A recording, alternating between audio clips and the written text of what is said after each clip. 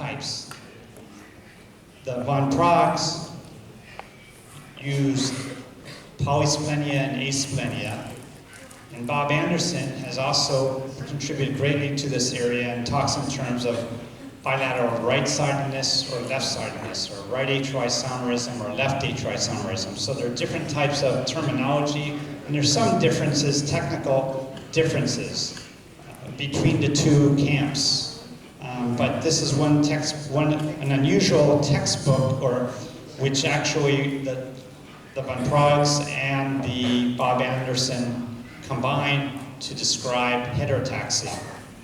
But I'm going to try to talk to you in terms that, to simplify things, but to talk to you in terms of what I think is clinically useful for your practice, which is the way all of today should be, very clinically oriented.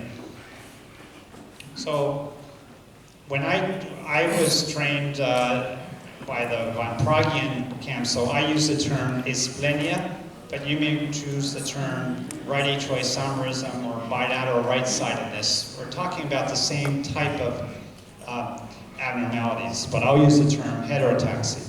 And I'll also use the term polysplenia, but you can think of it as left atriisomerism or bilateral left-sidedness. Use whatever description you may. The words don't matter as much as the actual anatomy, the actual cardiac anatomy, and an understanding of what can go along with cardiac abnormalities in the context of heterotaxia. Turns out that both subtypes, polysplenia and asplenia, are commonly associated with functional asplenia and intestinal malrotation. So all of these patients are at risk for some form of immune dysfunction, and many of them may require a LADS procedure if they have significant intestinal malrotation. Now in heterotaxy, why it's so important to us to talk about heterotaxy is because about 80% of cases of heterotaxy involve the heart. And commonly we see dextrocardia or mesocardia. We can often have systemic and venous return abnormalities, which is important to recognize because sometimes those are difficult to detect. There can also be inlet and outlet or coronal defects as well.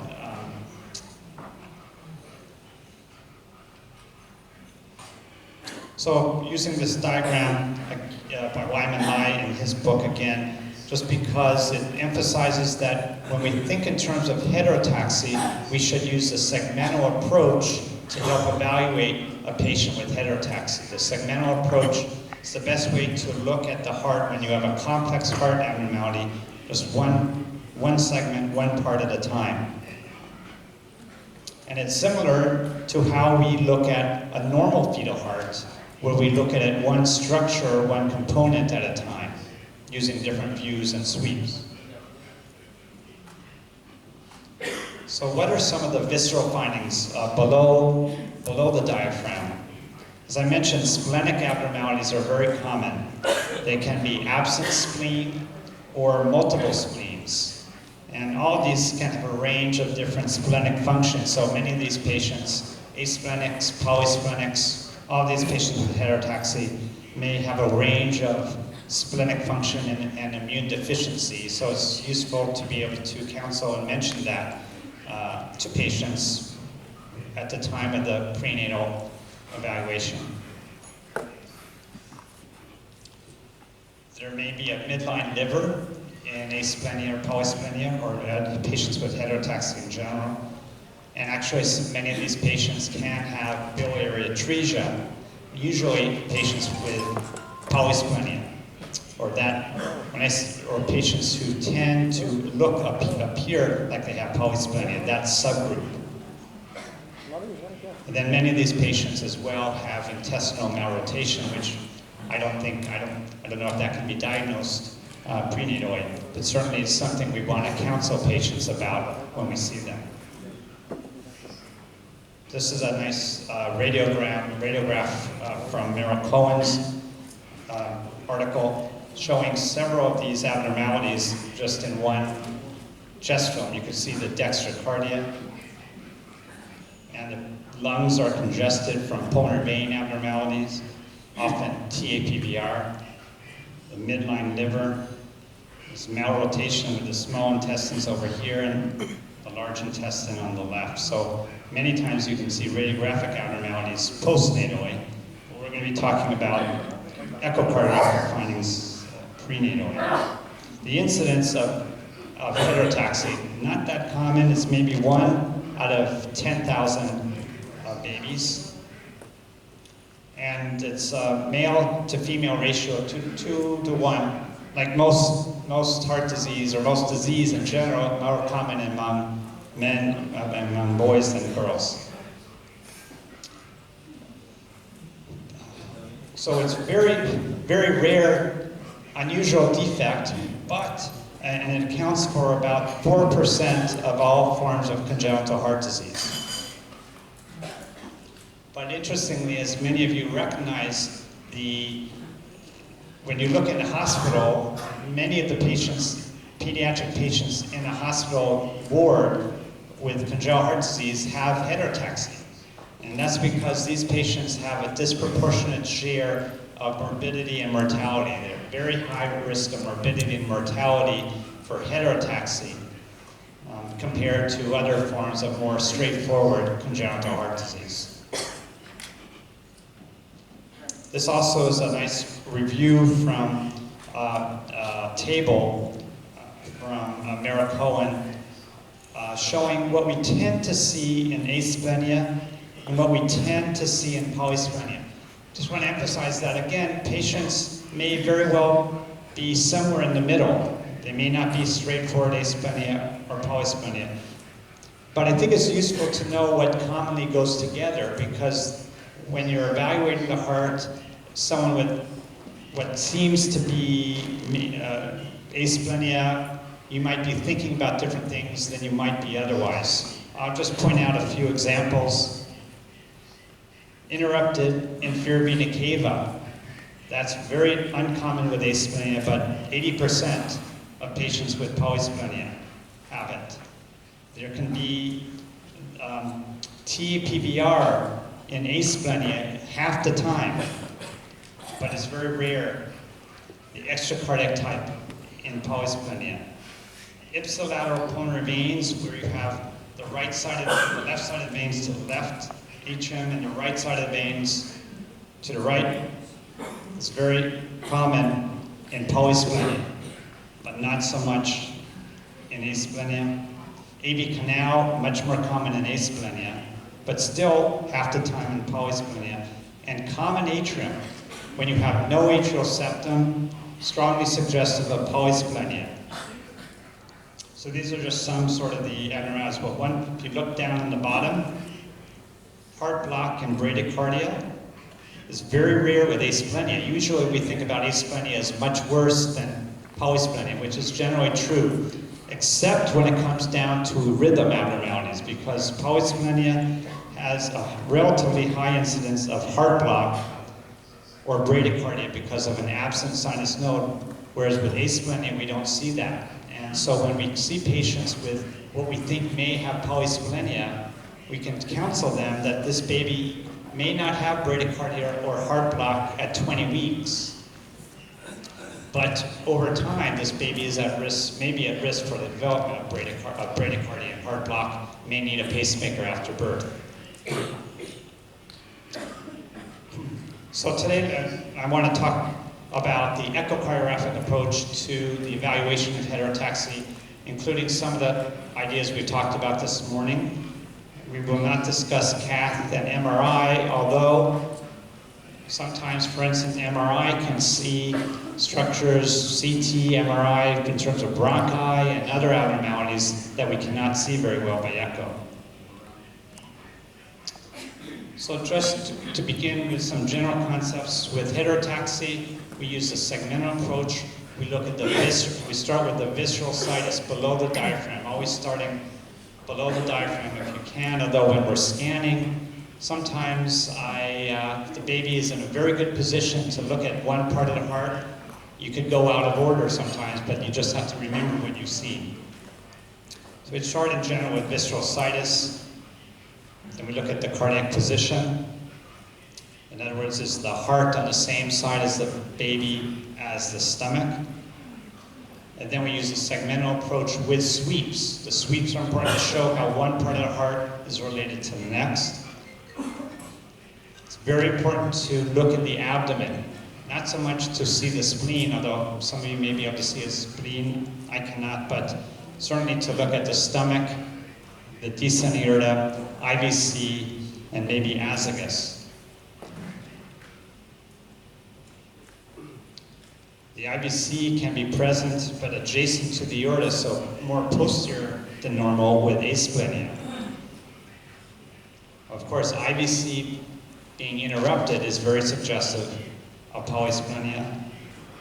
And the pulmonary veins, very important to look at because often there's abnormalities of pulmonary veins. And sometimes this can be tough to see early on, so it's important always for these patients in particular, when I'm scanning a patient with a complex abnormality, I like to have multiple opportunities to evaluate the baby, maybe bring them back every month or two. It depends upon how frequently to bring patients back, depends upon the circumstance and why you're bringing the patient back and how difficult it is for them to come to see you.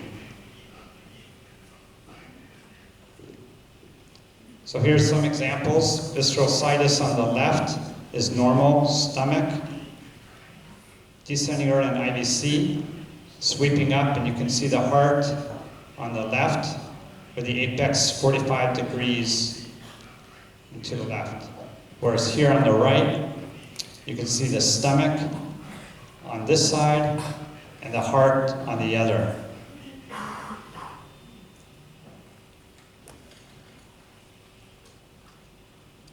In systemic venous return, you can see on the left, you can see the azygos back here, and the stomach is on this side. Here's the descending aorta, it looks like it's on the other side. And now you can see the stomach is on this side, but the heart's over here. And if you put color on the right, the red is the aorta, and the blue is the azygos. So again, you could have an azygos in a normal fetus, but when you have a very prominent azygos, it's often because the IVC is interrupted and the azygos is receiving all that extra flow. So the azygos, just like other aspects of the aortic arches, ductal arches, you can see by transverse imaging and sagittal imaging, they complement each other, and it's worth just practicing so you can do both, because in one baby you may not be able to get good sagittal images, but you can get good transverse. This is a patient with a dilated coronary sinus, and it's dilated because of this structure on the left, which is what?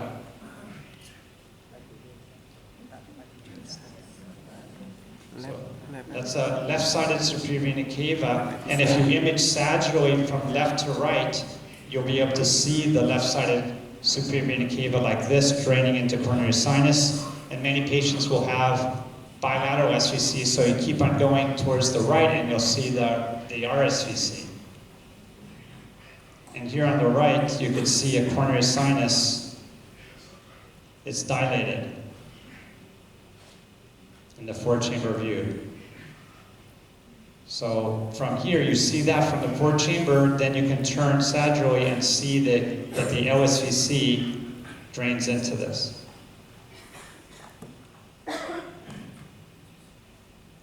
Pulmonary venous return can be very important to pick up because many of these patients with TPVR, total anomalous pulmonary venous return, can have obstruction, require early intervention, can be very sick, and the prognosis can be very, very bad. So it's good to be able to counsel patients.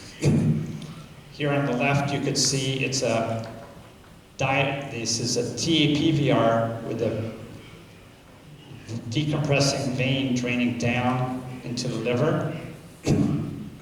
Here on the right, you could see, this is also from Merrill Cohen's chapter, you can see supracardiac coming up here, You could see infracardiac here, or you could see coming to the coronary sinus. So I'll show you some examples.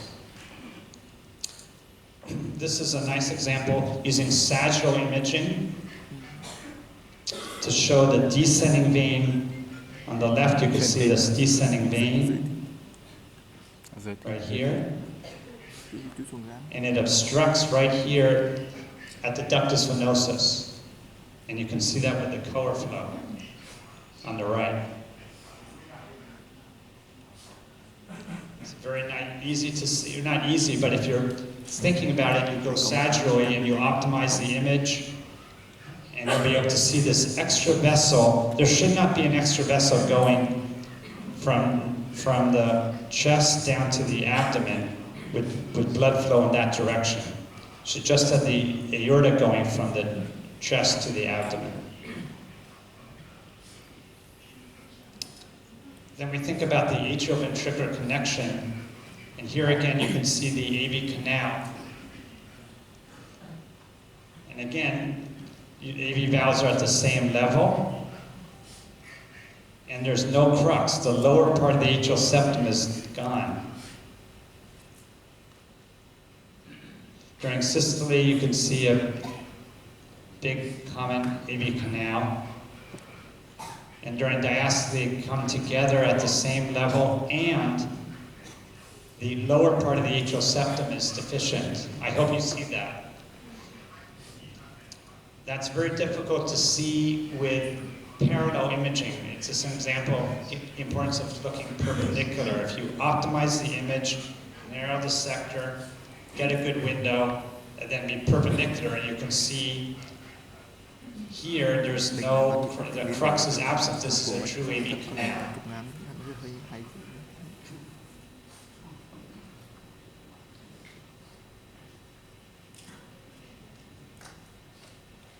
The hand rule